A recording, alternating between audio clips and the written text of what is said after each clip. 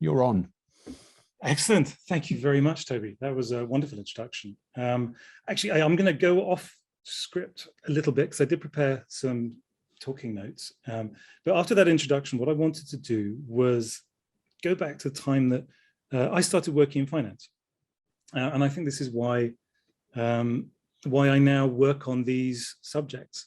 Because before I worked in finance, I was really put off by it and everything about it. I was scared of it. I was bothered by it. I thought it was complicated. And I got a job in finance by accident. I was a writer and someone needed an editor. And I was advised that that was not a great thing to do in an investment bank. So I was advised, become an editor and an analyst. And I thought, well, they'll let me become an analyst after about 3-4 months. And they asked me to start on Monday as an analyst. So I had to really come up to speed very quickly, which I did. And I realized very quickly it wasn't nearly as frightening or as complicated as I thought. And it was also much more powerful and more important than I thought. And the moment I realized that, I became incredibly angry. It wasn't much more than 6 or 7 years after I'd finished full-time education. And I thought, well, how did I spend 15 years being educated in things that, well, some things I use, some things I don't. But the one thing I knew I would have to use that could be utterly life-changing, no one bothered to teach me. I became furious, actually. And it is what leads me to do what I do today. I try not to be furious all the time. It may pop out occasionally. I apologize in advance.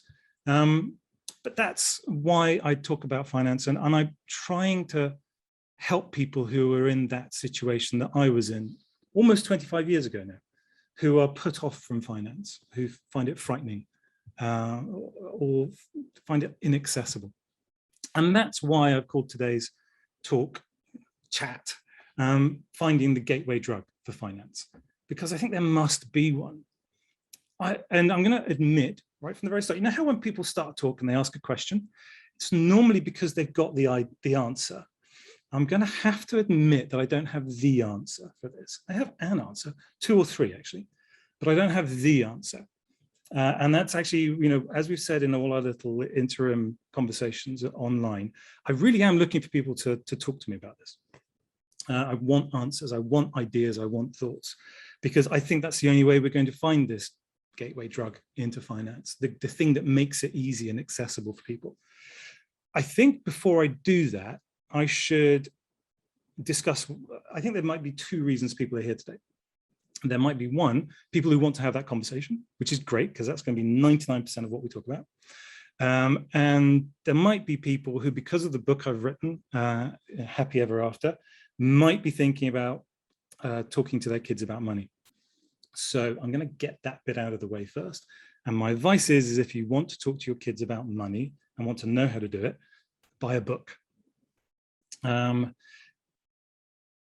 This is really important, actually. It's not something that I made that quite offhand, but it's actually, there's so much to talk about. There's so much to do, so much information, that to try and do it yourself and to try and have all of those conversations yourself with your child puts an incredible amount of strain on both you and the child. You need to outsource that information. And it's, even if you don't agree with all of it, it's quite good to have something to argue with your child. But also you can make the quality confirmations. And also a book, because it shouldn't be an ebook and it shouldn't be a cartoon and it shouldn't be an app. It should be a book. There should be no digital distractions. It should just be a book that they get that and only that.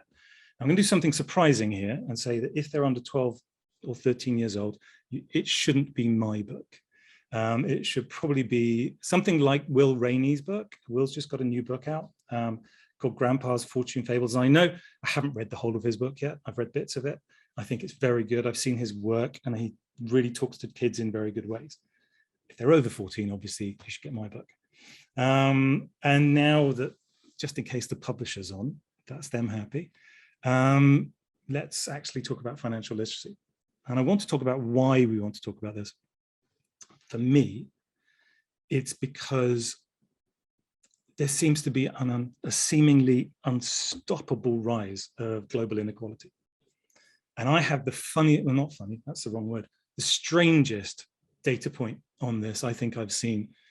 There was about 2 or 3 months ago, there was an article in the FT, which had the parents of Etonian students complaining that their children were no longer getting the slots at Oxford and Cambridge University that they were accustomed to getting.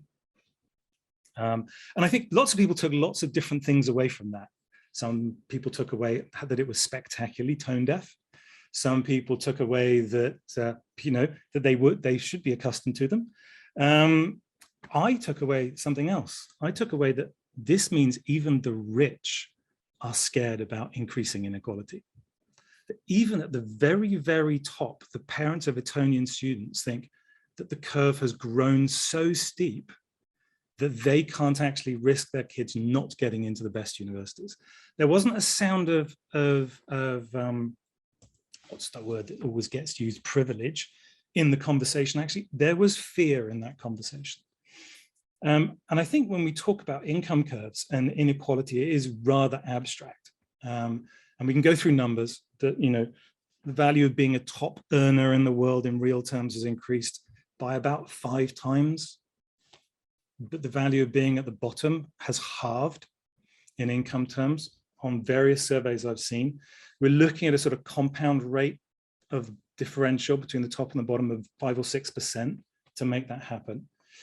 And what that means, and let's not forget, things didn't start out equal when that change started. They were more equal than they were today. But essentially what we've got is we've got a curve that's gone from a nice rolling Cotswold hill into a cliff. And I think what we see in the world at the moment are signs of everyone having vertigo. We can see health issues, physical as well as mental. There's just unnecessary anguish, all kinds of problems built around this inequality. There are really only 2 solutions to inequality: politics and education. I don't get to vote anywhere, so politics is completely useless to me. But I think we can talk about education. And if we look at sort of financial literacy and how we're going to educate it, I think there's obvious solution, less obvious solution, and then a few others. The obvious one is obviously just universal education, that we stick this into schools, and we're going to come back to how much that could achieve later on. The less obvious one, which I think I've mentioned in one of the links, is kindness. I think that's actually crucial. And then I think towards the end, we're going to come together and think what a combination of universal education and kindness looks like. Doesn't look like you'd think, actually, because it already exists. It already exists out there in the world, and it's our enemy. There, that's a bit of a clue as to what we're going to talk about. Right, now let's look at that chart. This is one of my favorite charts in the world. This is a chart of literacy. Remove the word finance. This is a chart of literacy on the planet for the last 216 years. If you're born in 1800, there was a chance that about a 15% chance of you being able to read and write. 2016, there's really only a 15% chance of you not being able to read and write. It's an amazing, just all on its own, it's an amazing accomplishment by the human race to make this happen. The thing that I actually think is maybe even more amazing is what this chart has achieved. Because if we actually look at the next chart, this is longevity, average lifespan. If you were born at the beginning of that previous chart, likelihood is you'd have had a life expectancy of about 28 years. However, I want you to remember the fact that this is actually almost an inverse correlation to that illiteracy slide. In that period of 200 years when we taught the entire world to read, we've more than doubled our average lifespan. Every single person on this call older than the age of 28 owes their life to that literacy chart. If that hadn't happened, we wouldn't have universal doctrine. We wouldn't have science. We wouldn't have any of the things that we have today. That's how important that universal literacy chart is. So that, I think those charts are spectacular. But I think it's also, and we know that it's schools that achieved that change in literacy, because all the other things that we think actually brought about literacy change were there before that chart. Parents were there before that chart, quite obviously. A kindly neighbor was there before that chart. Monasteries teaching people to read kept it going for thousands of years. Pens, paper, printing presses, they didn't make that change in global literacy. Even stories had existed for millennia before we had universal education and universal literacy. But I want to stop on stories, because stories are the gateway drug for literacy. Because none of us went from the cat sat on the mat to Tolkien, right? Or sorry, to instruction manuals. We went via stories. I always have to mention Tolkien, because obviously we all had to read Tolkien at some point. But it was that world that stories opened up. They gave us something so much more than basic reading and writing just for informational sake. And that's why I feel that that's the second thing we need to add into this. We do need to get financial education into every school in the world, but we also need the equivalent of the novel, of the storybook. Because today, if we look at the things that are out there, we have parents trying to teach it, we have fintechs, we have those wonderful sites on the side of bank websites that try and put everyone to sleep while talking about personal finance. These things are going to help, but they aren't going to step change. The step change will be universal education. But the thing that will really make it work will be finding that equivalent of the gateway drug of the novel. And that is, where I want to come back to where I started talking about how I was so scared of finance when I came in. Because when we talk about, I even want to start thinking about financial literacy just as a phrase, because it's been suggested to me that we shouldn't use that even as a phrase, because people just hate finance so much that the moment you mention that word, they will stop listening. I mean, I think it's fair to say that at the moment, people hate fund managers and bankers more than they hate lawyers, which is hurtful, let's face it, for all of us. I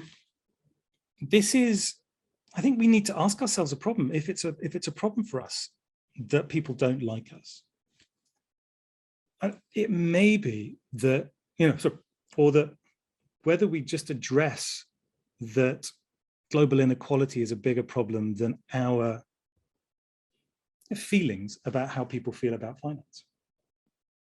It might be because I've spent a quarter of a decade working in finance, so I've got a bit of a thick skin, but I do care way more about what people learn than what they think of our industry. But I also think that it's worthwhile thinking that they don't actually have this, I'm going to say, someone's put up on my screen that said that hate's a strong word, which I agree. And I'm now loath to use it, but I am going to use it again. It's not because they hate us, because they're just intrinsically, they hate us like they hate snakes and spiders. It's a fear.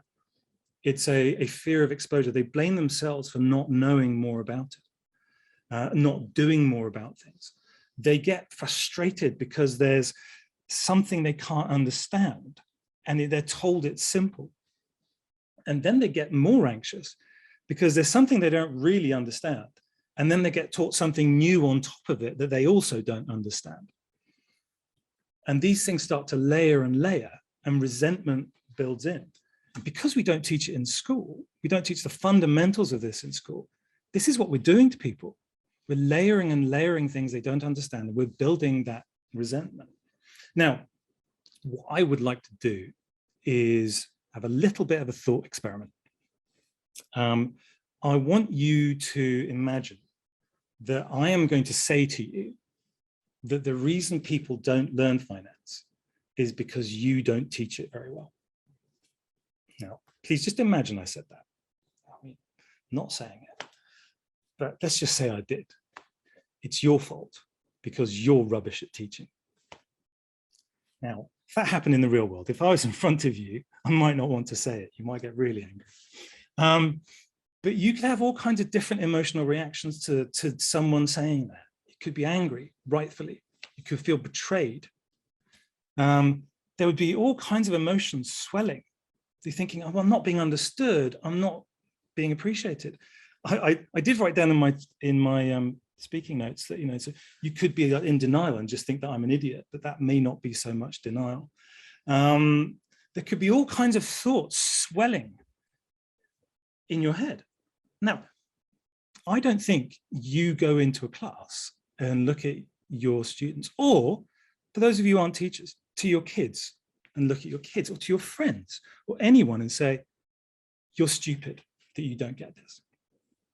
Here's the problem. We don't need to do that. They're already thinking it. They're all already thinking that to themselves. Exactly that. I am stupid. They immediately think it's their fault for not understanding this. They think they missed something. They think they forgot something. They're blaming themselves. You don't have to tell them it's their fault. They already know. Right? Even though that's not true, they already know it. And this is where, to me, kindness comes in. It's, sorry, I've just seen the note I put up on the next page, sorry, which is making me laugh. I don't know why I wrote that. So I asked you earlier on to imagine me being an arsehole, not because it's hard to do, but because I wanted you to imagine the emotions you'd feel being told something. So that's just what I'd written down, obviously very early in the morning when I wasn't thinking I might have to read it out. But now imagine you feel that way. The way you felt after I said that to you, and you knew I didn't mean it, but if you had thought I meant it. And then I told you, it's not your fault. Don't blame yourself. Really, everything you feel right now isn't your fault. No one taught you how to avoid the mistakes that you may have made in the past. And actually, 99% of the time, you were encouraged to make those mistakes by other people. Blaming yourself is going to trap you in anger, frustration, anxiety. And this is where you cannot learn. There's just no way of learning in that space. We learn in a sense of openness. That's when our synapses fire, is when we're open. There's a theory that we learn best when we're in love, because we are so open, that our senses are so exposed. Kindness opens that window. And that's where I feel this comes in to how we communicate. Even if we have universal education, kindness needs to come into that. I look at it sometimes as a juxtaposition between, do I want to teach or do I want them to learn? Sounds like the same equation, different sides of the coin, but really not. And I only realized this when working with my own daughter. There were things I really wanted to teach her. And I realized she didn't need to learn and she wasn't going to learn. And I had to back away from those things because what I wanted her to learn were the really important fundamental concepts that could change her life and that she could grasp them on her own. And it wasn't important if I taught her or she read them or she moved on or she developed them on her own, but I needed to put her in a place where she could learn them. So I feel it's almost like it's not dumping seeds on the ground, to use a Will Rainey metaphor, but it's really how that ground is prepared first. I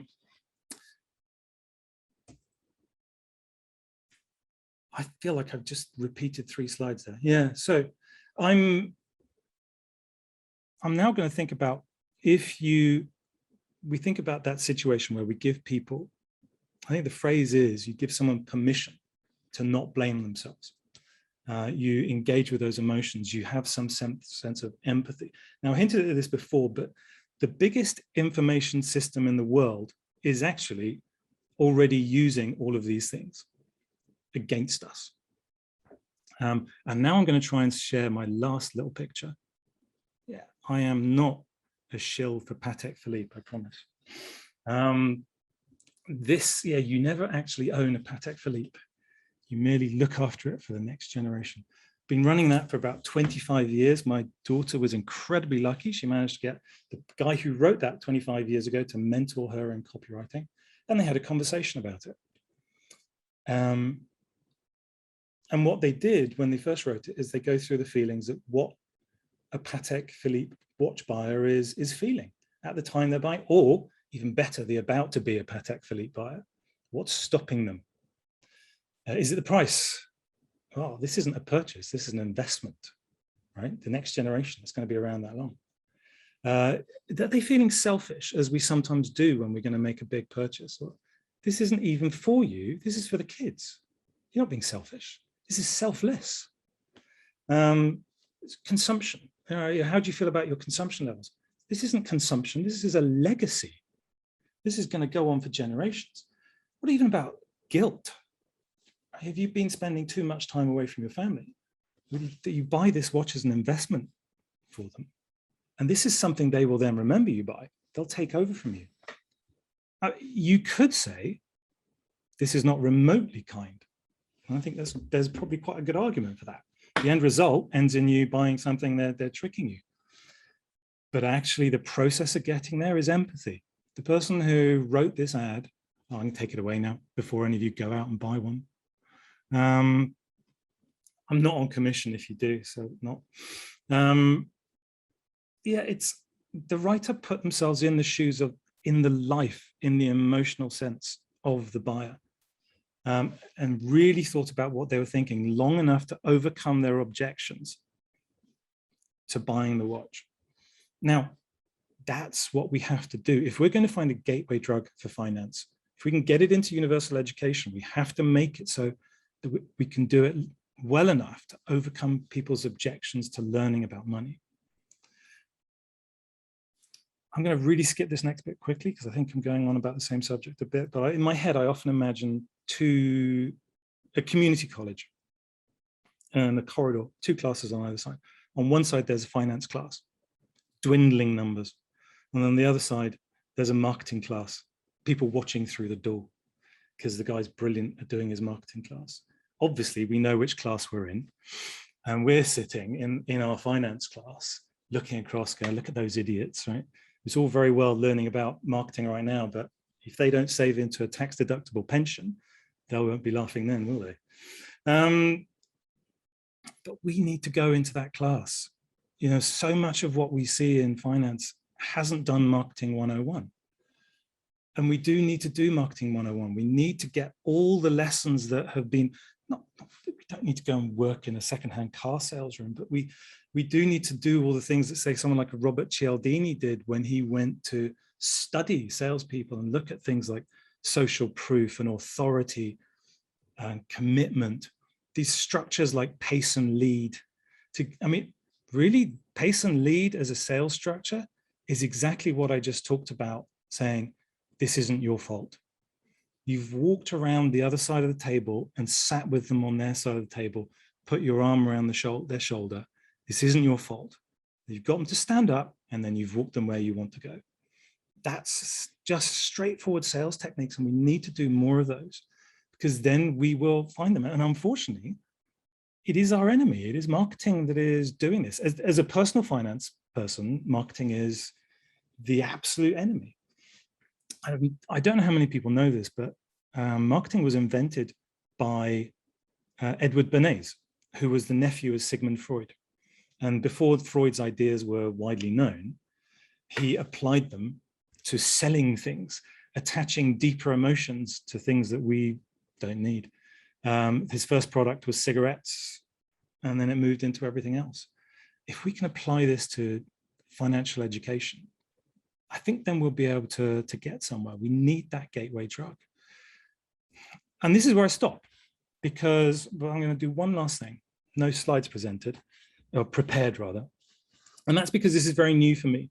That I'm trying to launch an awards program, an awards, I can't call it a ceremony because it's just sort of starting, but an awards program. And the reason for doing that is because I do think we need to find this gateway. We need to find all the ideas we can that people can associate good things with learning about money, that can become the novel for financial education, that can become the thing that really turns people onto it. Because that's when I think we'll get a chart that looks like that first one I showed you, You know, the one from literacy, where we go from 15% literacy to 15% illiteracy. I would say we're not even at 15% financial literacy globally. There is a study that says 30%. I think Adam picked up on very well that that's a multiple choice. So 33%, not such a high score when random gets you 25. So this is something I think we can, if we're going to move that chart, we do need the universality. We do need to be in education, but we also need to think about how we do that. And that's sort of why I am moving towards awards rather than trying to write that book, because I don't think I'll be able to do it. I think there'll be one of the other 7 billion people on the planet will do that better. And we need to try and find them and find those ideas and celebrate it. And that's why I thought this was an appropriate forum. And that's where I'm going to stop, because I would love to hear ideas of how we go about that, how we move to finding these best ideas and finding that gateway drug.